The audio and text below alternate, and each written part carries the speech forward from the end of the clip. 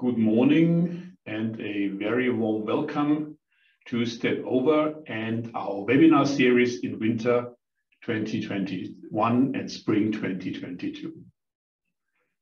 My name is Joachim Fischer, and together with my colleague Julian Benz, I appreciate really that you spend the next 30 minutes with us in our webinar, where Julian will answer 5 important questions about the electronic digital signature, also called the e-signature. If we have more questions during that session, please type them in the Q&A button at the bottom of your Zoom window. I will sort and group them and will answer them in the end. If there are more questions than we can answer at the end, we'll come back via email. And anyhow, next week we follow up with an email, send you the YouTube link to that session, the PowerPoint, and our email addresses if there are even more questions. Step Over is a pioneer in the electronic digital signature, and we will have our 20-year anniversary next month. We started 20 years ago as a small hardware company in Stuttgart, Germany, producing signature pads. And normally small companies start with small customers. We did the opposite. We started with a big customer, the Allianz Insurance, still our customer today, and with a big project where we equipped thousands of field reps with our signature pads connected to the laptop. From that small hardware company, we grew today in an international business where we cover all aspects of the digital signature. We're having solutions with our worldwide acting partners in all sorts of digitalization where you need a signature electronically. Together with our hardware pads, we have different solutions today. So you can sign on a smartphone, on your tablet, on your PC, or even on a hardware pad. We have online and offline solutions, local software, and cloud-based. Still today, everything we offer is designed and made in Stuttgart, Germany. People using our solutions today for still mobile use connected with the laptop. You find our solutions at the point of sales at banks and retail stores and rental car counters. You find our cloud solutions for video sales, for B2C customer contracts, and even maintenance people running around getting their work signed off on tablets on and offline. You find a lot of big logos on our website, success stories with small and large projects. So anyhow, after that session today, if you're interested to learn more, do not hesitate, send me a note to Julian. Log on our website. We're happy to help with our 20 years of experience in the e-signature. With that, I hand over to my colleague Julian, who's answering now 5 important questions regarding the electronic signature. Over to you, Julian. Good morning. Thank you very much for all joining us in this webinar today. My name is Julian Benz. I am responsible for overseeing our partner and reseller network worldwide, and I help our international customers implement our e-signature solutions, answer any questions, and liaison to help get the implementation as smooth as easily going. So yeah, today, what are we going to look at? First of all, we're going to have a quick glance at what type of software solutions are available in the market. And then we're going straight into our 5 questions. We're going to look at the implementation timeline, how long will it actually take to go from implementing it to the first signature. We're going to look at who can actually sign. We're talking a bit about the identity of the signatory. We're going to talk about signing offline and whether it's possible. And of course, the compliance of e-signatures. At the end, as Joachim mentioned, there will be a Q&A session, so please fire away in the Q&A section on Zoom, and we'll try our best to answer all of those questions. Type of software solutions. Our software solutions can generally be differentiated between native, we call it the eSignature Office, and our cloud-based or web signature office. And these solutions allow you either to sign with certificates, or otherwise known as click-to-sign signatures, or handwritten. So if you imagine a traditional way of signing on a piece of paper, but instead of a piece of paper, you're using, for example, one of our secure electronic signature pads, or you could sign directly on your tablet PC with an electromagnetic pen or with your finger if it's a touchscreen. Or if you prefer using a mobile device, you can sign directly in the HTML browser, or you can use our free Android and iOS apps, simply download them, and then you can manage all of your documents in there as well. So, very important question, implementation timeline. I often get that asked by our customers. The short answer is the majority of our customers are ready to sign within 1 to 4 weeks. So that is from starting the implementation to the first customer having placed their signature on a document. But of course, that implementation timeline varies based on the solution that is most suitable to your business. We generally separate between off-the-shelf on our native side, that is eSignature Office. It can be locally installed on a Windows environment, or you can use it via Citrix or a RDP session, or generally TCP IP sessions. And our cloud-based off-the-shelf solution, Web Signature Office, which is OS independent and is available on all major browsers for you to use. But of course, especially a lot of our bigger businesses would like to implement the signature process as part of the larger workflow process, and afterwards use the information contained in a document to further process it, to archive it, to generate invoices, that kind of stuff. For this, you would require an API integration. Our signature API is written in 64-bit.NET and supports all common programming languages. And we also have a 32-bit signature API available for programmers writing in native languages such as C++ or Delphi. Our signature API supports Windows, Linux, macOS, and of course the TCP IP client that also our native software solution supports. Our API for our cloud-based solution is called Web Signature Office API. And it is available either as software as a service with the support from Amazon Web Services or Stackit, which is especially relevant for our European customers. Stackit has got its service based in Europe and hence is compliant with the European Privacy Shield Agreement. And so, yeah, we often get that question from our financial customers, whether it's banks, whether it's insurances. They need to make sure that their data under no circumstances can ever leave the EU. With Stackit, you can be assured that's the case. But of course, we also support hosting on-premise, whether that is on your own servers or whether you're hosting that on other big cloud platforms such as Microsoft Azure or Google Cloud. We can support you with all of those. When we started writing software at StepOver, we always had the integrators in mind. And so we documented all of our APIs, all of our native solutions, and made sure that integrators have got it very easy to implement them into their systems. And you can even decide with software development kits, what do you want to select, which components do you not need, and that allows you to add branding in the color schemes of your company, add your logos, add customized wording, whatever you require, our APIs will be able to provide you that with. So who can sign? Very interesting question. And you'll be pleased to know the short answer is everyone. No managed hardware is required, no registration, no subscription, no payment details, nothing. Everyone can sign. However, we do differentiate between two different types of users. We've got the registered user and the external, otherwise called unregistered user.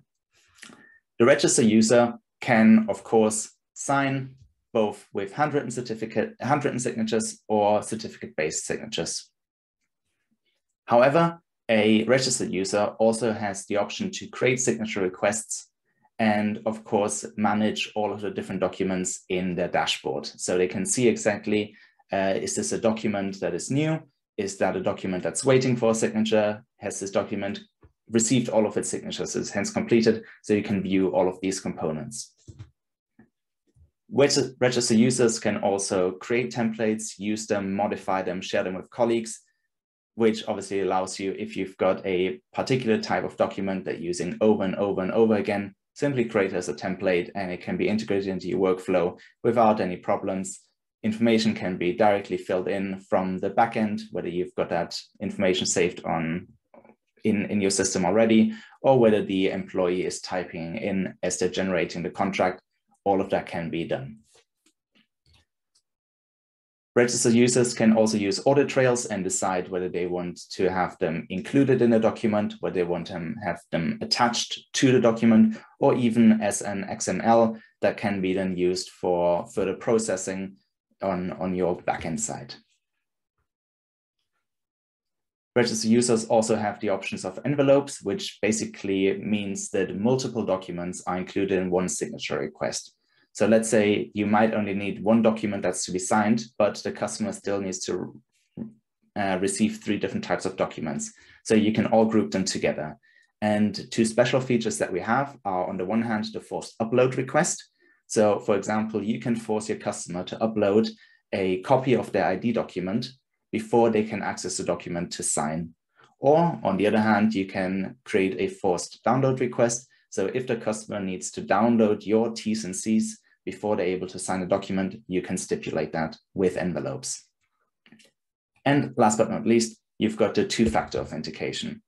2-factor authentication is a great feature if a signature, for example, needs to be delegated. All you do is you create a signature request, create a URL link that leads directly to the document, and then you set up a password. And once it is clear who the responsible person on your side is that needs to sign this document, you provide them with the password, and they're able to then sign right there, right then. And we also offer a SMS one-time password feature that acts as a secondary authentication that also appears in the audit trail. So for example, I can send to somebody the document and I can include the phone number. As soon as they open a document, they are going to be asked to insert their phone, to request a one-time password that is sent to the phone number. They insert that one-time password, and only then can they view and sign that document in question. On the other hand, you've got the unregistered user. They can, of course, still sign both with handwritten signatures or certificate-based signatures, and obviously they can receive those 2-factor authentications, whether that's a password or a phone number, but they're not able to create signatures, signature requests, or any of the other features. Identity of the signatory.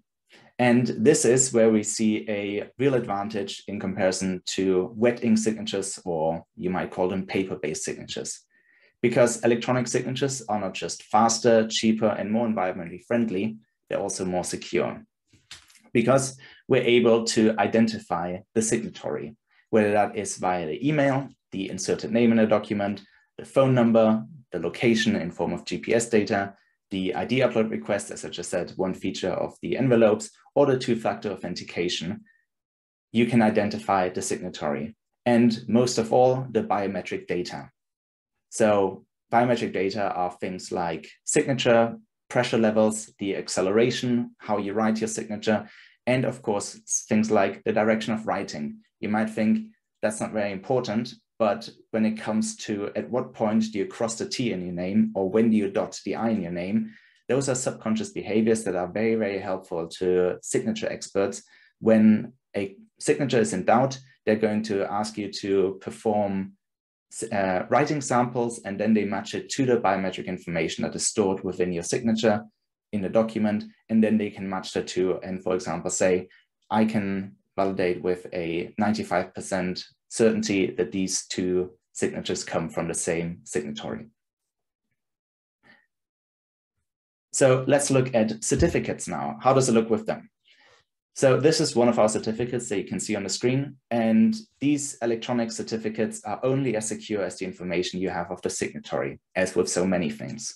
So they are particularly great for internal use, where you know the employee and that employee has got an assigned email, but they're not so great if the domain is freely available of the signatory that you want to sign the document. So for example, a not so trustworthy example would be builderterminator@gmail.com.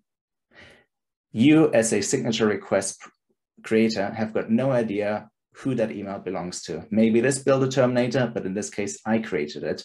Yet the email will not tell you that. Because it's an open domain, Gmail, anybody can create it. On the other hand, a definitely more trustworthy email would be my email, julian.benz@stepover.de. This email was allocated to me from my employer and hence only belongs to me. If I send a signature request to one of my colleagues, for example, Joachim, and the certificate comes back and it was signed by joachim.fischer@stepover.com, I can be sure that only Joachim has got access to his emails and hence could have been able to create the certificate. But how do you validate those kinds of signatures? You just require a PDF reader, whether that is a free reader like Adobe Reader or Foxit, and all you need to do is hover over the signature, press right-click, and it shows your window validate, and that basically comes up with it. And that provides you some very important information that helps you understand whether the signature was actually performed by the individual that you hoped would perform the signature. In this case, you can see it tells you my name, it tells you my phone number, and it tells you my email address. 3 very strong indications that it is me who signed this document. And furthermore, the most important sentence, the document has not been modified since the signature was applied. This means that neither any of the information in the document, so any of the numbers, any of the pages, have been manipulated, nor has anybody tried to manipulate my signature. And only if these 2 components hold true, will this sentence say this document has not been modified. And that is something that courts look at very specifically. And you can even see that because I had GPS activated on my laptop, that you can see the location of the signatory. In this case, if you type this into Google, you will see right where I'm sitting now in my office when I created the signature request. If you now click on signature properties, you get even further in-depth information, which is similar to what you then receive in the audit trail. You can again see my name, you can see my phone number, you can now even see the company that I work for, as well as who issued the signature certificate. In this case, it's our server, Web Signature Office root certifying authority. Signing offline. Again, short answer, yes, you can sign offline, both with our native solution, with our off-the-shelf, with our APIs, and with our cloud-based solutions. Our native solutions are, of course, designed to work offline, but you can even use them in a local network. So let's say you've got a computer in the back that is generating the signature requests, and you want your customer at the front of the branch to sign on a tablet. So even though the solution is native and it is completely offline because you're going via the local network, you can sign without the internet connection on a tablet where the signature request has not been created, but is only the signatures received.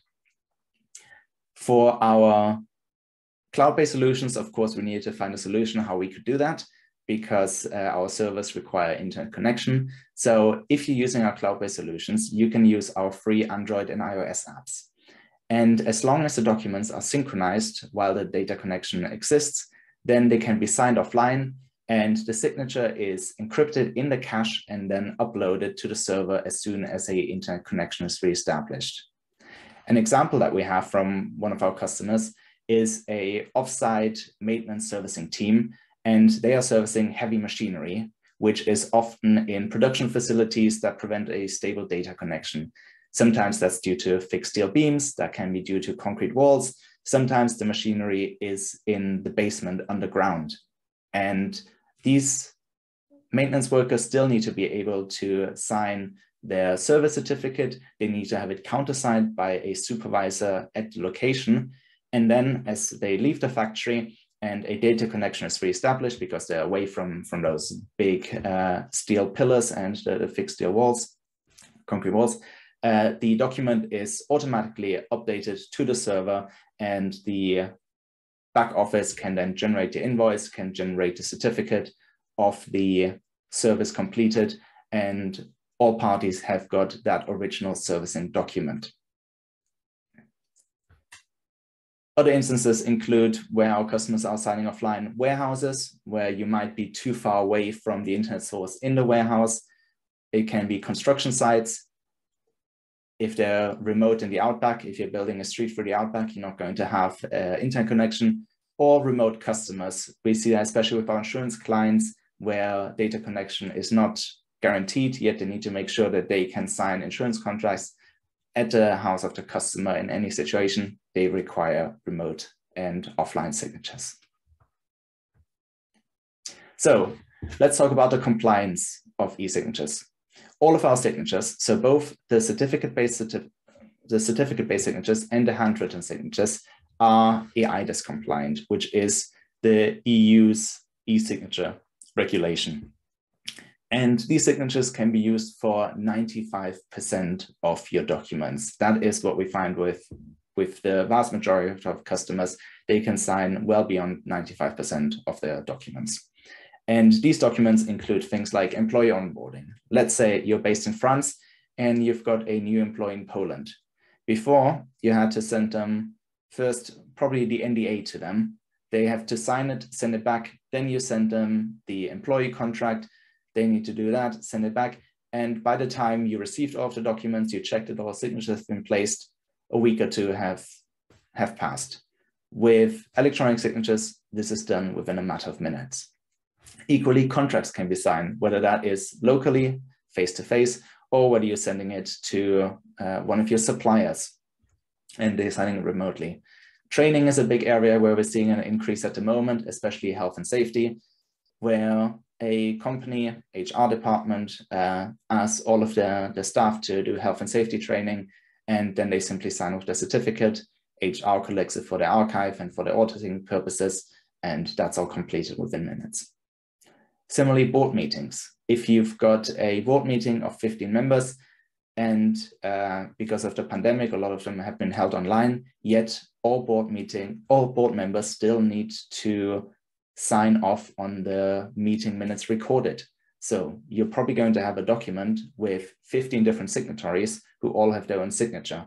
And you can include as many signatories, as many signatures per signatory as you want, and they can all sign parallel. And in the end, the secretary who sent the signature request will then receive a notification once all signatures have been placed, and they can then circulate it and archive it. All board members still receive the original document and hence automatically have a copy of the latest meeting minutes. Agreements, like I just said before, whether that's NDAs, whether that's terms and conditions, can all be signed with electronic signatures. And delivery orders, very big at the moment. If you deliver, let's say, a bunch of timber to a client that's worth $4,000, you want to make sure that the signature that you get on a delivery order will be enforceable in court of law in case there's ever a question about it. And if you're using managed hardware, for example, a phone that you provide your employees with and they install the free app on it, they can simply sign it right there and then, also receive the GPS data. And if there's ever a dispute, you can say, well, this signature was taken at this time, on this date, at this precise location. And that's already very concrete proof that the two parties met at that time. However, there are exclusions, and we find they are mainly in family law. So for example, if a will needs to be signed, and specific property transactions, deeds. Some countries allow them to be signed electronically, but a lot of countries still keep that under wrap because they often have a ledger that's on the other side. So if you want to sign over property, all of the information needs to be also changed in the ledger at the local council. So that's why they like to keep them with wet ink signatures. And whether you sign native, that is, all the data protection is completely up to you anyway. But if you're using our servers, all of them are fully GDPR compliant, and hence you can be secure in the knowledge that the information that you collect from your customers is GDPR compliant. You don't need to worry about that, irrespective of which of our solutions you are using. If this has sparked your interest and you'd like to know a bit more about it, you have some questions concerning your IT infrastructure, you want to see the software in action, you want to see how it all works and what kind of use cases you might be able to fulfill with electronic signature solutions, just simply reach out. press on the contact us button once we send you the slides later, and you'll be led directly to one of our sales team. Or you can click on the eSignature office and download the full version, which has got a watermark in it, so you can try it out on your side. Or you can go on the web signature office and have access to our live cloud-based solution, and you get 10 free credits where you can just send a couple of documents to your colleagues, see how it works, try out the different features like two-factor authentication or templates, and that often gives you the best idea of whether this is the right solution for your business. So, in summary, you have the options between native and cloud-based software. Cloud-based obviously can be software as a service or on-premise. Native can be whether that's off the shelf or our APIs that need to be integrated. Implementation timeline, as I said, we're usually looking between 1 to 4 weeks, depending on the depth of integration and the complexity of your IT infrastructure. But in our first consultation, which is totally free, we'll be able to give you a good indication of which kind of parties need to be involved and how complex we think the implementation might be. Who can sign? Everybody can sign. But of course, if you want to create signature requests, you need some kind of license or user account. As we said, electronic signatures have got an advantage over paper-based signatures because you can actually identify the signatory with a lot more different features that all pop up in the audit trails. The most important ones are probably the biometric data, things like the email address and two-factor authentication.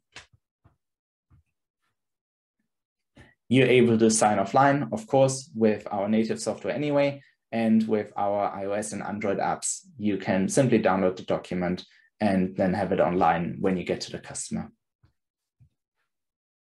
And as we said, the e-signatures are fully GDPR compliant and comply with the eIDAS regulations. So you don't have to worry whether you can use them or not. Which means we're moving on to our Q&A session. Julian, thank you very much.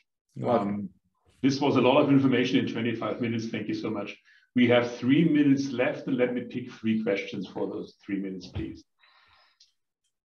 Can I use a mixed environment, so tablets, PCs, pads for customers, for example, and certificate-based or signature pads in my company? How do I do that? Yes. So, for example, we've got banking customers that have got branches and they're using our 10-inch signature pads at the sales counter where the customer needs to sign contracts, needs to confirm certain changes to the bank account. Yet on the back end, they're using